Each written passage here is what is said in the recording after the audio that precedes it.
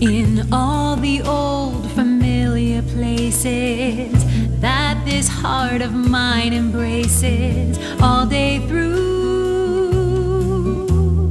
In that small cafe, the park across the way, the children's carousel, the chestnut tree, the wishing well, I'll be seeing you in every lovely summer's day, in everything that's light and gay. I'll always think of you that way. I'll find you in the morning sun, and when the night is new, I'll be looking at the moon, but I'll be seeing you. Back. Mort Fletcher decided that he's going to do what he does best at times, and he's going to stay back in the control booth and help us out there and take your calls when the calls come in. Remember, this is a call-in show. We want to hear from you. And before I forget, because there was one more announcement that I neglected to mention, October 24th is the Westfield Mayville Rotary Gold Rush, and that'll be held at the Exempt Firemen's Hall on Bourne Street from around 5 o'clock on. And tickets will be going on sale pretty soon. And if you haven't been to the Gold Rush, it's a great time. You win a lot of money and you get a great steak dinner. All right, let's get back to work here because we've got a lot to talk about, and I can't wait to hear from you folks that are out there listening to this. We're going to kick this over to Helen Barron, who's the president of the board of directors of the hospital. Helen has never been known to leave her gloves on when she tackles a subject. I told her, take the gloves off, let's get into the subject, let's get angry, let's let you all know what we're experiencing at the board level. I want you to know not only am I on the foundation board, but also the foundation board rep on the board of directors, so I sit on both boards, so I'm not going to pretend that I don't know what's going on here. I'm just going to start to lead the discussion. So Helen, tell us why we should be angry. Let's get at it.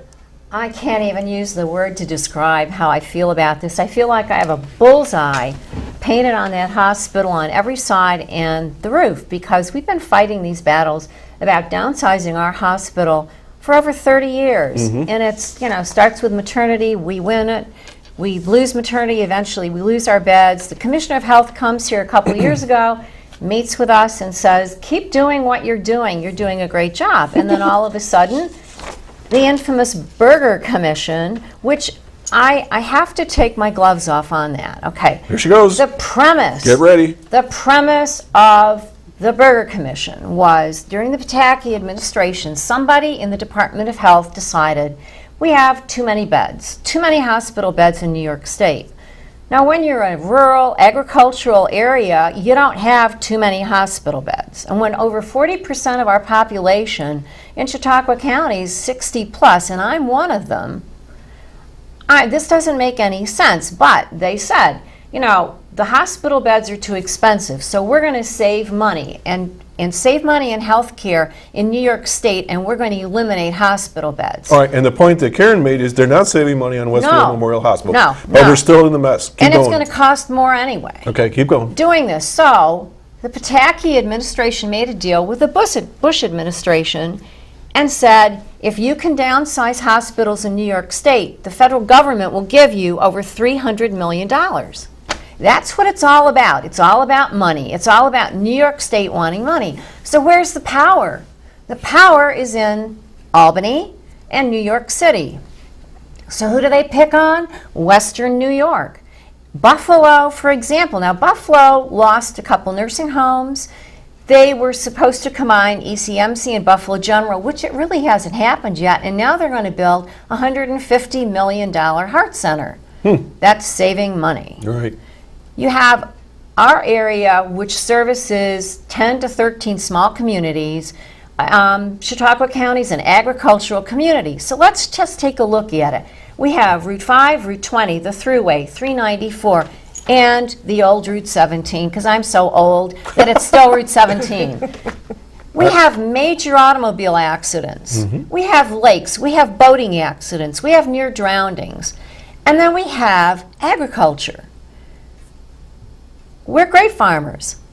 You have tractors, you have accidents, you have lacerations, you have PTO problems where people sever arms and things like that. We don't like to think of that, but it happens. It happens, sure.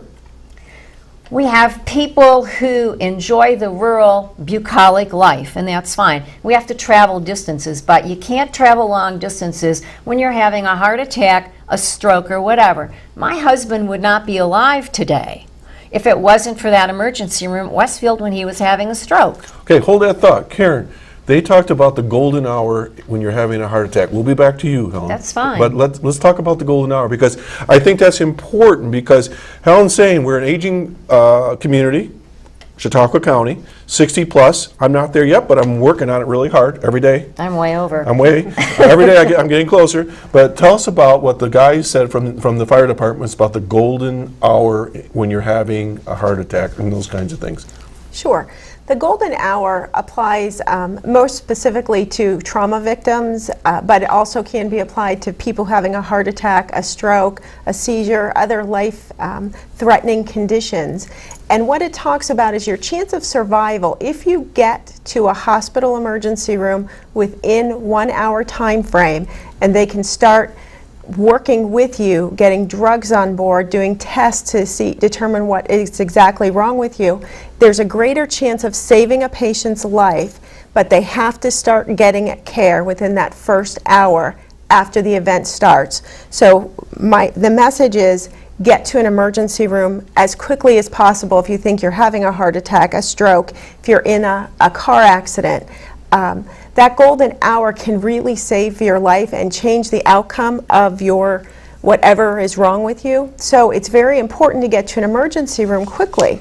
If the emergency room is eliminated at Westfield, residents of the Westfield area and their surrounding counties may have to travel 40, 50 plus minutes in good weather without the snow to get to an emergency room. So they diminish their ability to save their life just by the distance they have to travel. All right, let's go back to Helen. Let's take your scenario with your husband, Steve. Great guy. Glad that he's still around. Oh. Okay, that's true, Steve. I really feel that way about you. All right, play the scenario differently now if Westfield Emergency Hospital wasn't there. If the emergency room wasn't there, he would be dead or totally paralyzed. But why? What would have been different under the Berger Commission's rules? Because number one, an ambulance couldn't go to this emergency room. All right, why? This is crucial, folks. You got to know this fact. This is important. Because it would be classified as an urgent care, only operating 12 hours a day. So, if you're going to have a stroke or a heart attack or an automobile accident, God forbid you have it on the 12 hours it's not open.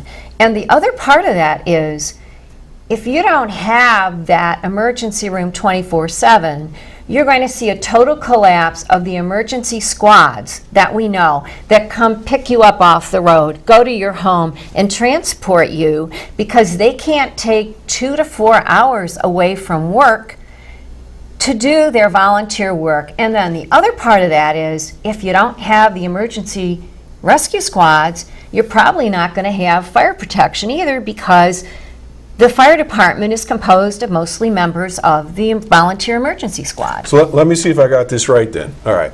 My understanding is if the state has its way and transitions Westfield Memorial Hospital to an urgent care facility, it takes away the title hospital. Yes, it does. You cannot transport, if you're emergency medical service, like let's take the Westfield Fire Department or Ripley or Brockton or whomever, they cannot legally take you to an urgent care facility. No, that's all right. Right? This is law. This is the real world, folks.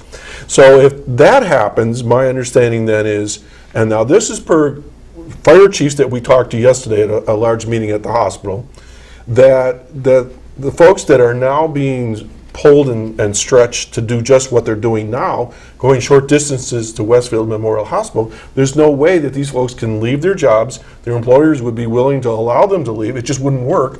And this is going to wipe out emergency services as we know it.